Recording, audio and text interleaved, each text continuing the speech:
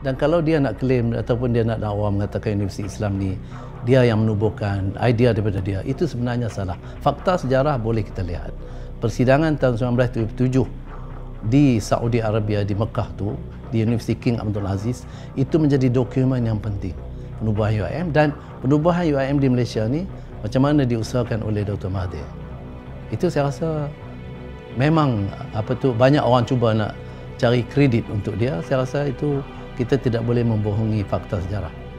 Berikutan dengan lumpuhnya komunisme dunia pada tahun 1986, runtuhnya tembok Berlin yang memisahkan Jerman Barat dan Jerman Timur, pembubaran Soviet Union dan penerimaan China terhadap sistem kapitalis, maka bahaya penyusupan anasir komunis di semenanjung Malaysia, Singapura dan Indonesia juga tidak aktif lagi, yang menyebabkan kami yang selama ini menjalankan kerja perisikan di Asia Tenggara telah diarahkan untuk melihat bahaya baru.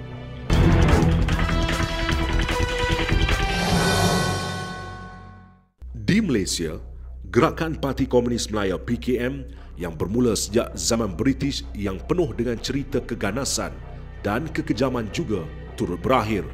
Yang tinggal sebagai kenangan hitam paling kejam ialah serangan ke atas Balai Polis Bukit Kepong pada tahun 1950 yang mengorbankan anggota-anggota polis dan keluarga mereka. Pemerintahan Mahathir tidak mahu membalas dendam walaupun PKM turut lumpuh berikutan dengan runtuhnya komunisme dunia. Sebaliknya setuju berunding dengan PKM atas permintaan mereka sendiri.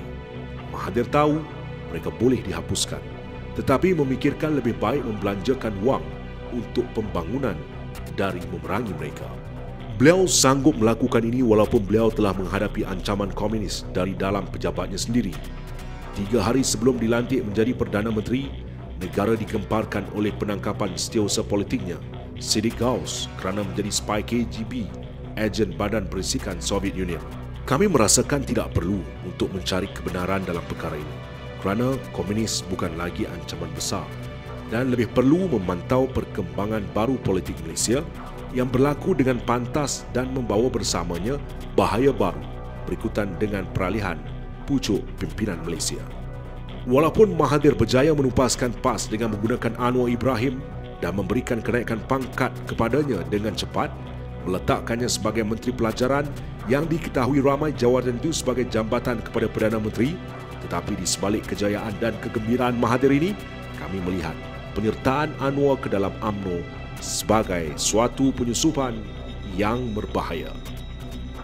Mahathir percaya pada kesetiaan Anwar, yakin dia akan kekal dan sebati dengan UMNO, dan sudah tidak nampak lagi akan sifat teganya sebagai seorang revolusioner yang percaya kepada kekerasan. Anwar mempergunakan keyakinan Mahathir ini dengan pantas dan bijak.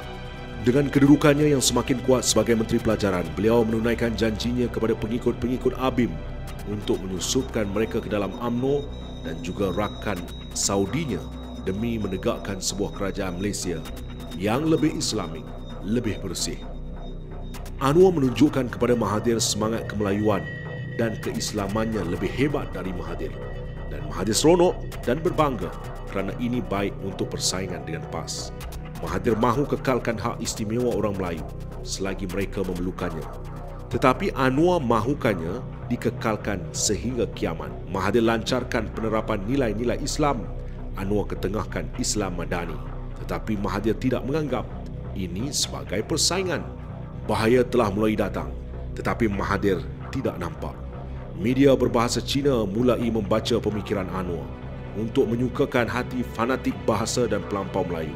Anwar sanggup membelakangkan perasaan orang Cina. Anwar memberitahu mereka bahawa beliau mahu bahasa Melayu sebagai bahasa pengantar di sekolah jenis kebangsaan Cina. Beliau mengarahkan Dewan Bahasa dan Pustaka, sekolah-sekolah dan semua media supaya menggunakan istilah bahasa Malaysia kepada bahasa Melayu tanpa mempedulikan ini adalah amanah dari Tunku Abdul Rahman Putra, Perdana Menteri pertama, supaya bahasa Melayu diterima oleh bukan Melayu sebagai bahasanya.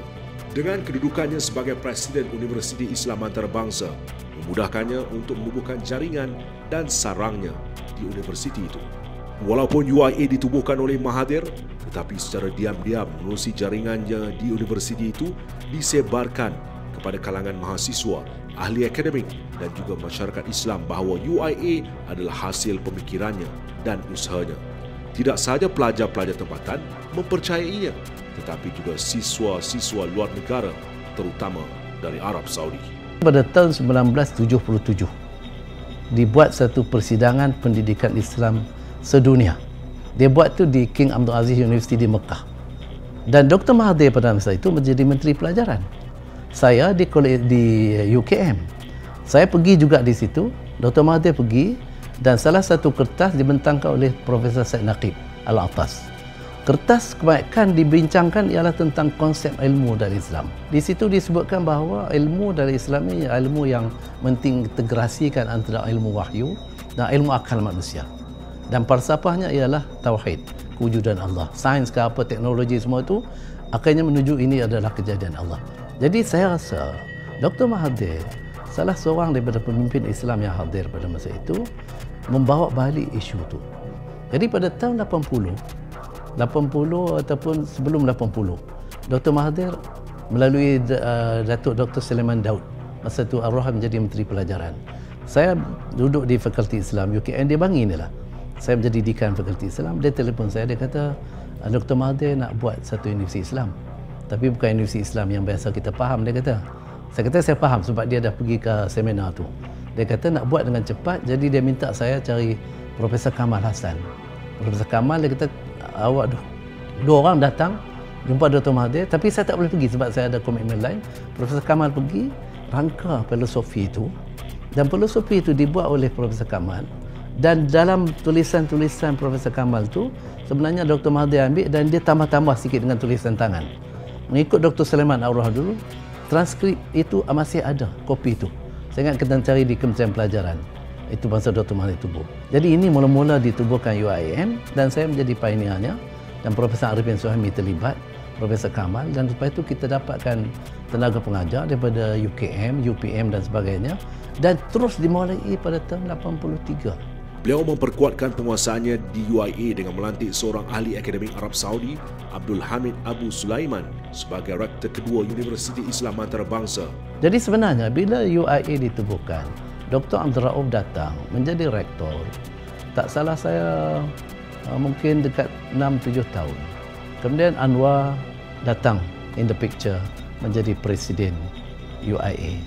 Pada masa itu Dr. Abdul Rauf ditamatkan dan dibawa satu orang yang nama dia Abdul Hamid Abu Sulaiman. Abdul Hamid Abu Sulaiman ni saya pun tak kenal. Saya tahu dia ni seorang aktivis di Saudi, orang Saudi, tapi dia hidup di Amerika. Dia di Triple IT.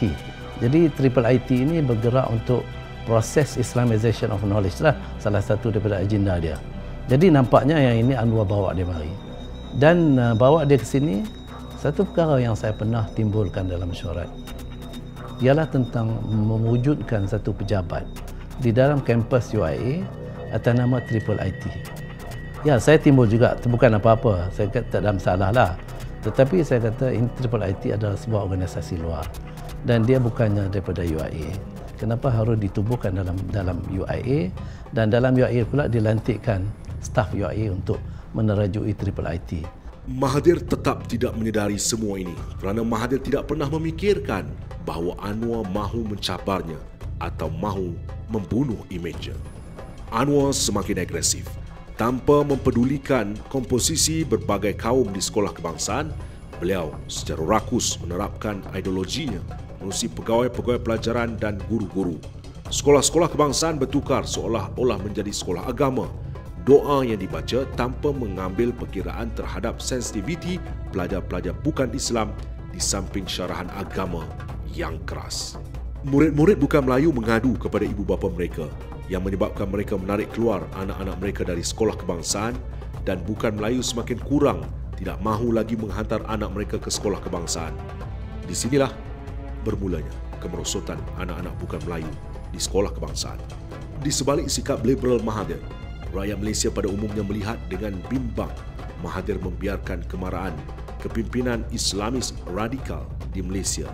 Tetapi setengah masyarakat Islam mulai melihat Mahathir semakin jauh dari Islam berbanding dengan Anwar. Malah pemikiran dinamik dan liberal Mahathir dalam pendekatan Islam dilihat sebagai penghalang kepada Islamisasi Islam Anwar Ibrahim.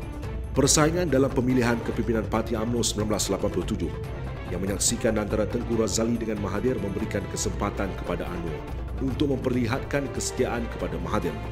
Beliau mengikat dirinya kepada Mahathir dalam masa perpecahan UMNO dan berada di pihak Mahathir dalam sengketa dengan pihak kehakiman.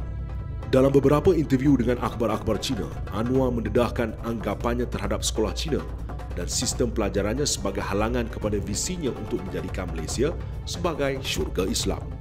Beliau mendatangkan berbagai masalah kepada masyarakat Cina, menggugat pentadbiran sekolah-sekolah Cina dan sesekali menyerang mereka dalam ucapannya. Agak aneh, Mahathir tidak menganggap ini sebagai ancaman kepada parti-parti komponennya. Dalam pada itu, Anwar begitu popular di kalangan media asing. Wartawan-wartawan Wall Street Journal dan Financial Times di Malaysia menganggapnya sebagai intelektual Islam universal kerana terpesona dengan pengetahuan dan ingatannya kepada kata-kata pengarang-pengarang besar Barat yang sering dijadikan petikan dalam ucapan-ucapannya. Mereka tidak sedar bahawa Anwar sebenarnya adalah Said Al-Qutub dan khalifah yang memakai baju zegna. Sementara Mahathir dianggap oleh wartawan-wartawan Barat sebagai anti-Barat kerana sering menjadi bahan kecamannya. Anwar pula membina dirinya di kalangan para wartawan asing sebagai seorang yang lebih memahami hak dan kebebasan mereka.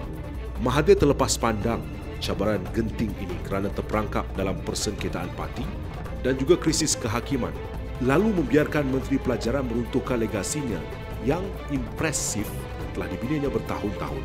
Dalam bab seterusnya, kita akan dapat melihat Anwar sebagai pendaki yang rakus untuk menaiki tangga ke kerusi utama dengan menggunakan wang dan kekayaannya.